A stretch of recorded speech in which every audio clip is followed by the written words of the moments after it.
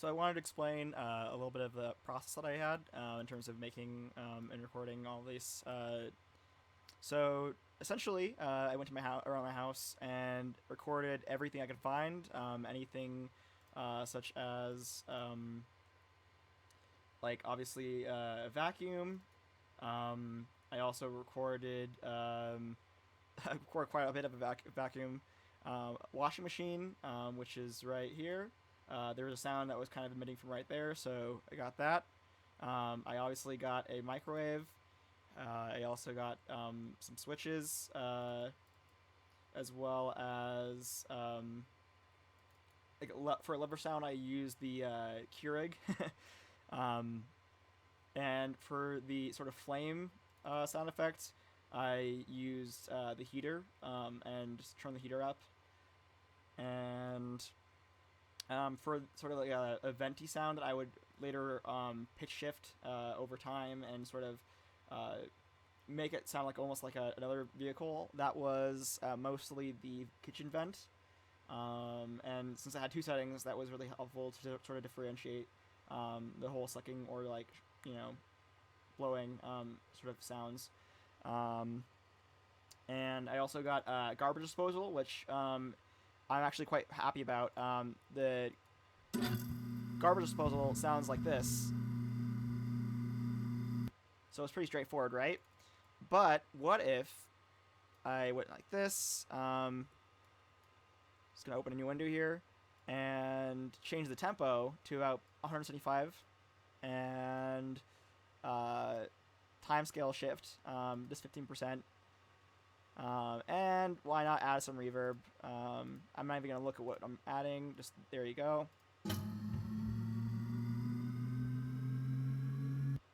And so that sounds pretty futuristic. So again, I did a lot of that for most of the like other racers, but for the main like Annie's Pod Racer, I wanted to go for something kind of like a like an I don't really know cars very well, but like one of those formula racing cars. But I didn't really have any I wasn't able to get any engines or anything like that. So because obviously I had to stay indoors because quarantine and also the assignment. So what I did instead was I actually, if you can see this right here, I found a soda can and I figured that kind of looks like an exhaust pipe. So I bent it and started trying to like bend it in ways that would have a lot of like reverb or rather like almost like vibrations. And turns out when you're just breathing through it, like humming through it, it sounds like this, which is unpleasant, but when edited is actually probably not terrible. But I figured I could even go better. So I tried doing that sort of like motorcycle sound with my lips. But whenever I put my lips to the actual can, it would cancel out. And so I had to figure out how do I do that without my lips. And so I did it with my tongue in the back of my throat. So and with that in mind, plus the can, it sounds a little bit like this,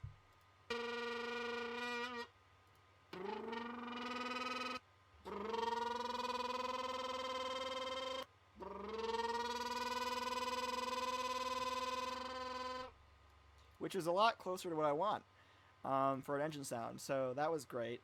And then additionally, so this is actually the alien sort of voice. I wanted to, have a few alien voices. Like obviously, there's two that sort of shout taunts.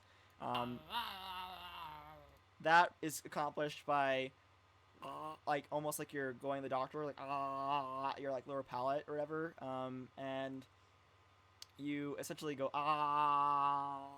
and try to go as far back as you can in your throat, and then crackle a little bit. And crackling, I don't know how to describe it, but essentially just like vibrating your tongue, I think, a little bit, like almost like you're choking. I had more water earlier, so I was able to do it easier, but that's what that sounds like. And yeah, I mean, I even got like the heater, this is what it sounds like.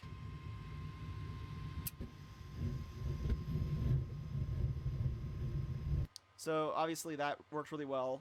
And then in terms of something I'm really proud of, and a lot of the sound effects I recorded after the fact, when I was mixing, I wasn't able to really like showcase in terms of how I would use them. But for right now, I'm using a Yeti, which is a pretty affordable. I mean, it's still expensive, but I think it's for the best bang of your buck mic that you can get out there for consumer mics. And essentially I changed it to stereo mode, and used the pot and pans. I put some silverware inside and then shaked it around, the mic on both sides to get, this sort of sound effect. Let's see if it's here. Yeah, rattling silverware. So I rattled it sort of ever so slightly around a little bit, to sort of give it a little bit more texture of like metal clanking around.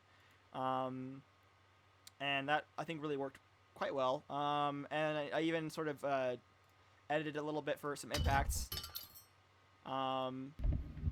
and which really helps and sell sort of the oomph. But even more so, I actually added a sort of slap, like like sort of like different sort of like almost physical sounds, and then add a lot of bass to it.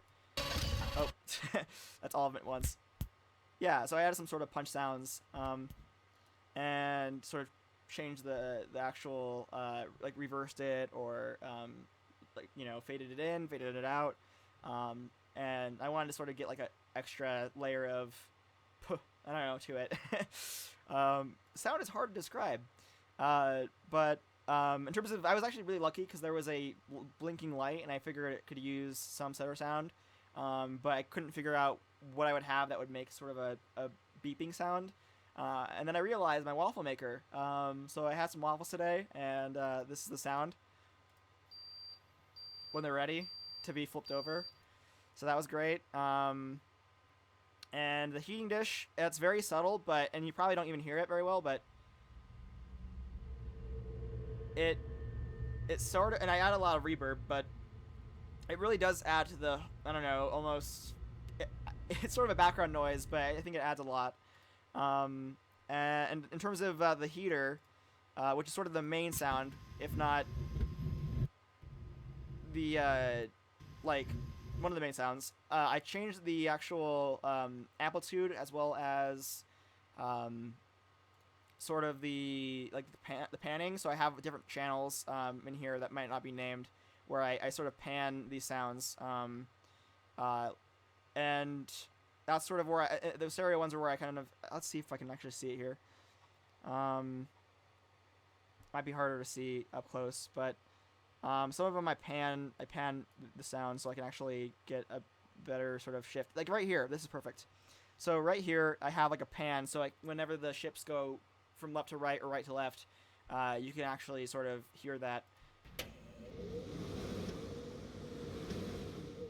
And actually, I found a add-on plugin for Audacity for panning, which is really helpful. So online, there's plenty of great plugins.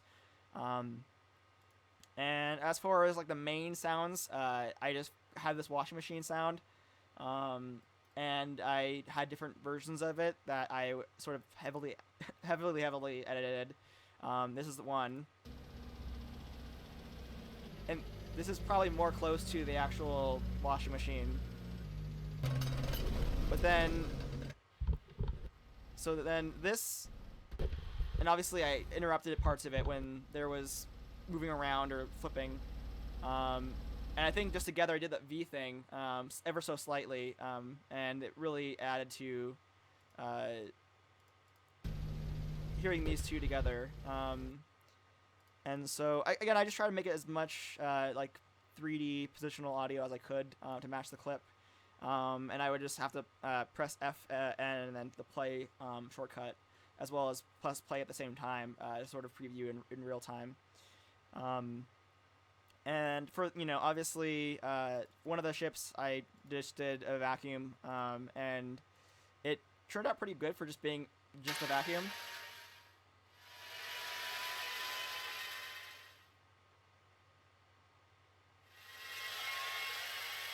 So obviously it wasn't in the entire time. Obviously the ships sort of overtake each other, and I use a sign filter to sort of like show that instead of having to like fade in and fade out manually each time. And so I think that's about it in terms of what I have to describe. But yeah, I mean I'm really excited about this project. I definitely learned a lot. Um, whether it be making wind sounds with a towel or trying to layer in a good impact. And yeah, I think you're just trying to have a high, everything that has a high will have to have a low, and trying to split the audio as much as I can. And yeah, if you want to hear the final product again, let's do it.